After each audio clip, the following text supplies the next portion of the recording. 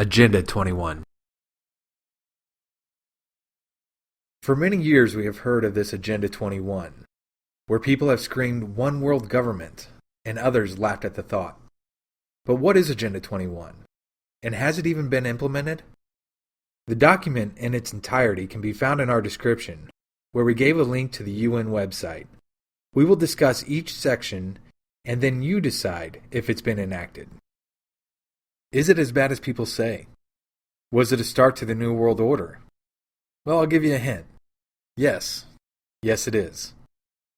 It is important to be balanced and say that this does have good parts, and actually has many things that we can all agree are very important to our human society. However, this is a terrifying agenda that empowers too few people on the global scale and weakens the individual citizen of certain developed countries. The one good thing that came from us reading this document is that we now understand the progressive agenda a little more and will continue to expose their global mission. We are taking direct text from the UN website as to not embellish what their goals for the world are. Actually, there is no need to embellish as they do a great job in sharing with us their designs. Agenda 21 is the global initiative for sustainable development for the 21st century, which was created for the Earth Summit in Rio de Janeiro in 1992, where 178 governments, including the US, voted to adopt the program. There is no doubt that we as humans should take care of our planet. We should look at alternate energy sources, and also take individual and social care of our land, air, and water. However, shouldn't this be done in a responsible way, without hurting our society as a whole? Visuals and videos are always great to use, but are easily manipulated, and something we just don't do at What If. We have seen multiple videos on Agenda 21, but rarely does anyone actually break down the information using nothing but the actual document. So please bear with us and use the annotations on the side for easy reference points. There are 40 chapters to go through, and it would take us hours to dissect the entire agreement on video. So we are picking the most important parts of the implementation and design of most sections. Let us start with the last line of the preamble in Chapter 1. This process marks the beginning of a new global partnership for sustainable development. Now let's not freak out just yet, as we have many global agreements that have benefited our society. But we do admit that every time we hear global partnership, it gives us pause. Chapter 1 is the preamble, so let's get to Chapter 2. International cooperation to accelerate sustainable development in developing countries and related domestic policies. Let's skip down a little to 2.10. Accordingly, the international community should. Well, let's find out what we should do. Now here, there are 2 points that need attention.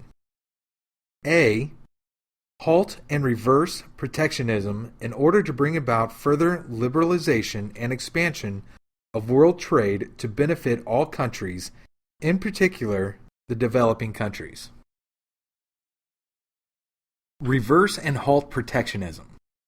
Well, what does that even mean? Protectionism is the shielding of a country's domestic industry from foreign competition by taxing imports.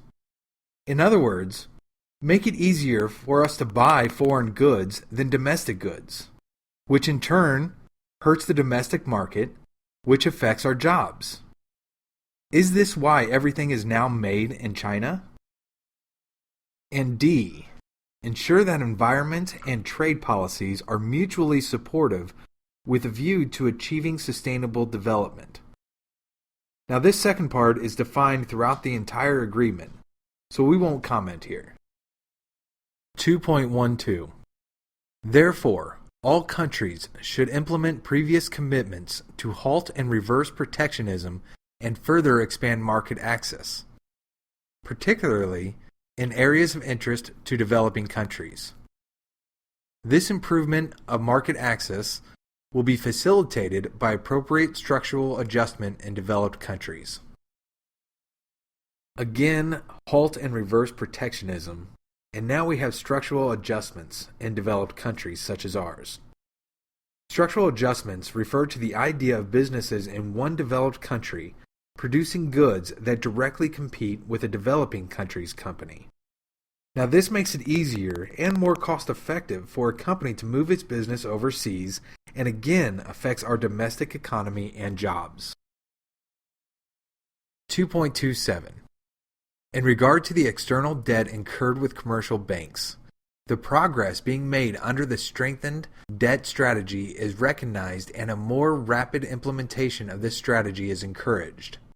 Some countries have already benefited from the combination of sound adjustment policies and commercial bank debt reduction or equivalent measures. The international community encourages A. Other countries with heavy debt to banks to negotiate similar commercial bank debt reduction with creditors. B. The parties to such a negotiation to take due account of both the medium-term debt reduction and new money requirements of the debtor country.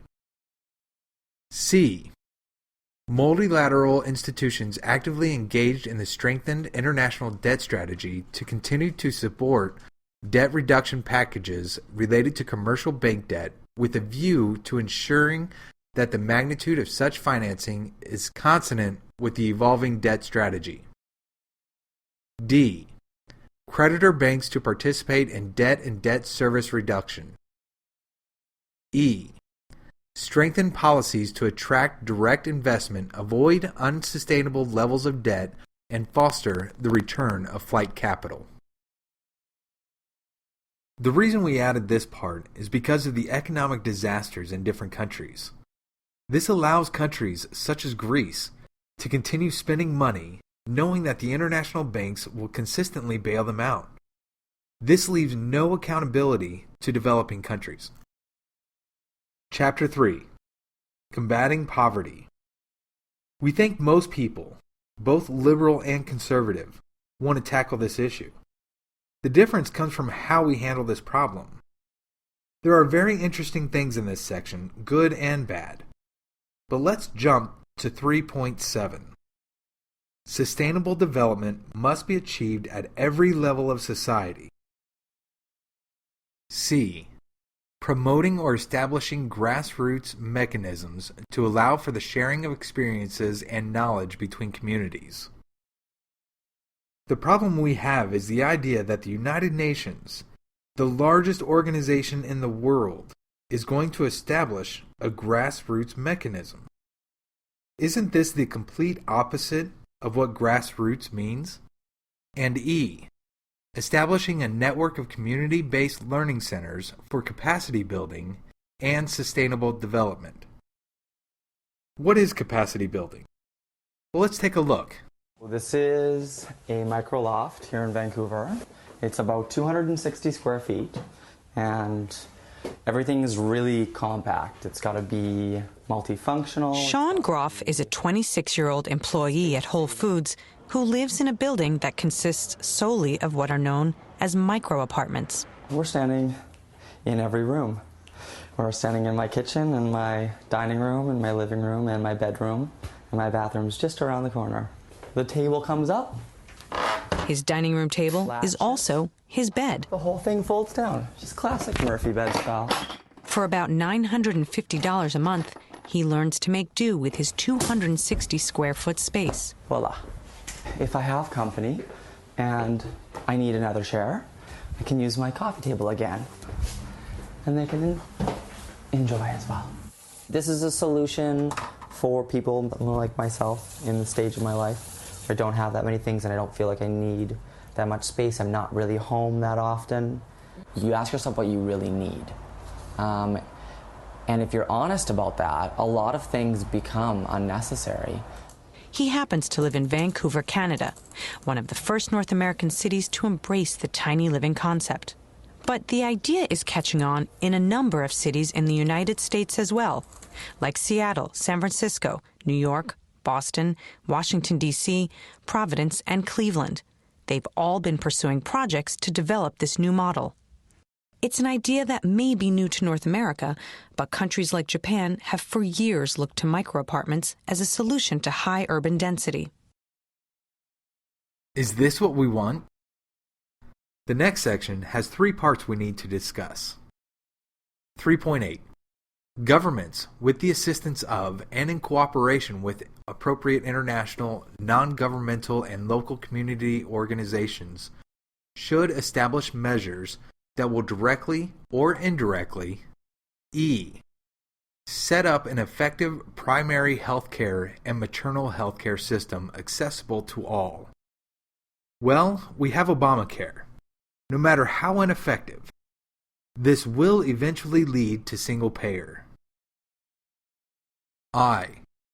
Implement mechanisms for popular participation, particularly by poor people, especially women, and local community groups to promote sustainable development. Anytime we hear of the government implementing mechanisms for popular participation, it tells me they will use certain propaganda to do this. And K. Adopt integrated policies aiming at sustainability in the management of urban centers. Again, international policies always worry us. Here in the United States, we have Congress, which is the only organization that should be implementing policies here. Chapter 4. Changing Consumption Patterns. Here we get into the idea that we, the people, need help from the global elites to tell us what is appropriate to consume. Everything from energy to food. 4.4. Measures to be undertaken at the international level for the protection and enhancement of the environment must take fully into account the current imbalances in the global patterns of consumption and production. Here they are discussing the imbalance of consumption and production of developed countries and developing countries. Developed countries should limit consumption and production while giving allowance to developing ones, all for the sake of the environment. We will get more into this as we go through the agreement, but for now, let's go to 4.17b. To develop a domestic policy framework that will encourage a shift to more sustainable patterns of production and consumption. Again, we are discussing the United Nations shifting our viewpoints to a certain way of thinking. 4.25. Some progress has begun in the use of appropriate economic instruments to influence consumer behavior. Now, anytime we hear of any organization or government influencing consumers, is against the capitalistic nature. Deposits and refunds for consumers is one thing, but using taxes and policies is completely different. 4.26. Governments and private sector organizations should promote more positive attitudes towards sustainable consumption through education, public awareness programs, and other means, such as positive advertising of products and services that utilize environmentally sound technologies or encourage sustainable production and consumption patterns. Now, why is it that great things need promoted? Why do we need positive reinforcements on great ideas? Isn't that what capitalism is for? The idea that the majority decides what is best, not the elite few. Chapter 5. Demographic Dynamics and Sustainability. There are only a couple things to discuss in this chapter, all the way to 5.60. Understanding of socio-cultural and political factors that can positively influence acceptance of appropriate population policy instruments should be improved. What is population policy? For this, we should go to 5.61. Surveys of changes and needs for appropriate services relating to responsible planning of family size. Well, who decides what is responsible? 5.65. Cooperation should be developed between governments, scientific institutions, and non-governmental organizations within the region and similar institutions outside the region. Cooperation with local organizations should be fostered in order to raise awareness, engage in demonstration projects, and report on the experience gained. There are many things wrong with this, but the main one we want to point out is the scientific community. The way we feel is that scientists should always be separate from any national or international organization. They should always discover, innovate, and create without any pressure from any organization or government. Let's head to Chapter 7, Promoting Sustainable Human Settlement Development. In 7.9, we are discussing what activities should be taken. Let's go to G. All countries, where appropriate, should develop and implement resettlement programs that address the specific problems of displaced populations in their respective countries. Develop and implement resettlement programs. This speaks about people being displaced during times of crises. Although it speaks of people resettling in their respective countries, what happens if there is no place? Enter the refugee crisis. 7.69d. Formulate appropriate land use policies and introduce planning regulations specifically aimed at the protection of eco-sensitive zones against physical disruption by construction and construction-related activities. Do you know how much land is protected by the federal government? Take a look at this map. How much is too much? Is Nevada even a state? This concludes part 1 of our video. Please stay tuned as we continue to unravel this agenda. We have yet to even discuss the most disturbing parts of this agreement. Yes, it gets much worse. We are very new to the YouTube community, and we would love your support. All you have to do is subscribe, like, and share our videos. Thank you very much for watching What If?